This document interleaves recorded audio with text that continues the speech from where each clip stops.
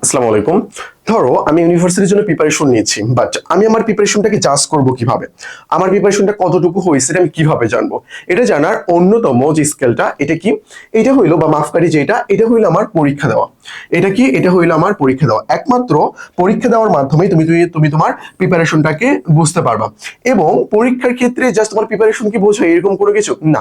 দেখো পরীক্ষার ক্ষেত্রে কিরকম হয় যদি কোশ্চেনগুলো স্ট্যান্ডার্ড মানের হয়।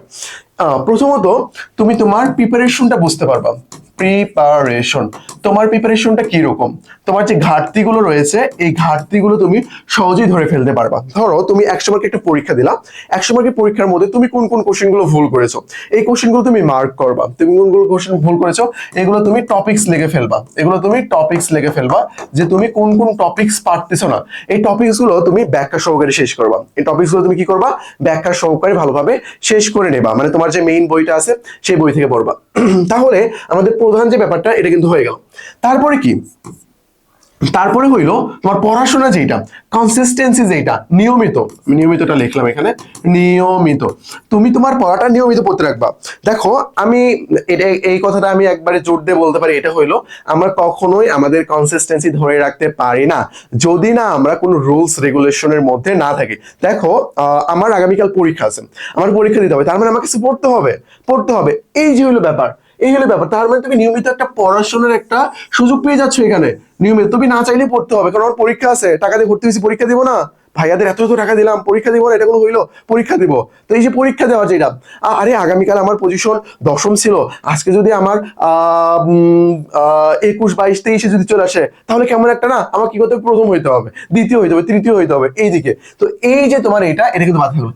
এবং সৌভাগ্যজনক ভাবে এই কোশ্চেনগুলো থেকে তুমি কমনও পাবা। এই কোশ্চেনগুলো থেকে তুমি কমনও পাবা ভাই, বিশ্বাস করো। এই কোশ্চেনগুলো তুমি কমনও পাবা। তুমি যদি ভালোভাবে এগুলো কমপ্লিট করো বেসিক সহকারে পরে, এখান থেকে হিউজ পরিমাণ কোশ্চেন তুমি ইজিলি কমন পেয়ে যাবে। টাইপ কমন পাবা, জিকে কোশ্চেন হুবহু কমন পাবা, বাংলা প্রথম পত্র হুবহু কমন পাবা, ইংরেজি মেমোরাইজিং অনেক সময় কমন পাওয়া যায়, আর গ্রামাটিক্যাল আইটেম যেটা এগুলো তুমি টাইপ কমন পেয়ে যাবা। তাহলে এত এত উপকার তোমার পরীক্ষা দেওয়ার মধ্যে। তো প্রচুর পরিমাণে তোমার পরীক্ষা দিতে হবে। যে কোনো প্ল্যাটফর্মের এক্সাম বেসে ভর্তি হয়ে যাও যাদের প্রিপারেশন মোটামুটি স্ট্রং আছে। আর তুমি যদি মনে করছো আমার প্রিপারেশনটা এলোমেলো, তাহলে রিভিশন একটা বেসে ভর্তি হয়ে যাও। বুঝতে পারছো ব্যাপারটা? তো এক্সাম দেওয়াটা আসলে অনেক অনেক বেশি তোমার জন্য গুরুত্বপূর্ণ। তো আমাদের GST revision plus exam batch রয়েছে এবং আলাদা আলাদা ব্যাচও আমাদের রয়েছে। বা জিএসটি রিভিশনের মধ্যে তোমার এক্সামটা ইনক্লুড করা আছে, এক্সামটা তুমি আলাদাভাবে ভর্তি হতে পারবা। তো আমাদের রুটিনগুলো তুমি দেখতে পারো। এই যে টেলিগ্রাম নাম্বারটা আছে, নাম্বারে নক দিয়ে তুমি রুটিন দেখবা। আমরা অনেক সুন্দর করে এগুলো রুটিন মেক করেছি, যার মাধ্যমে ডেইলি তুমি যদি পড়ো ইজিলি তোমার রুটিন কভার হয়ে যাচ্ছে। আমার ঘাটতিগুলো বুঝতে পারতেছি, এভাবে যদি আমি পড়ে আমার রুটিন কভার হয়ে যাচ্ছে, পুরো আমার সিলেবাস কভার হয়ে যাচ্ছে। আমি আমার পজিশনটা বুঝতে পারতেছি, কতদিন কিরকম, আজকে কিরকম, নিয়মিত আমি পড়তে পারতেছি, এবং সাথে আমার কমন পাওয়ার সুযোগ আছে। অনেক অনেক অপরচুনিটি তোমার জন্য। বুঝতে পারছো ব্যাপারটা? এই নাম্বারে ডিরেক্ট পেমেন্ট করে ভর্তি হয়ে যেতে পারো।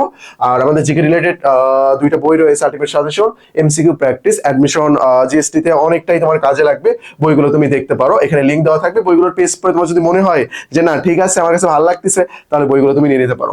এই যে আমাদের টেলিগ্রাম নাম্বার, অ্যাডমিশন সংক্রান্ত যে কোনো জিজ্ঞাসা আমাদেরকে নক করতে পারো, আমরা সলভ করে দেবো। তো আজকে এই পর্যন্তই। আসসালামু আলাইকুম।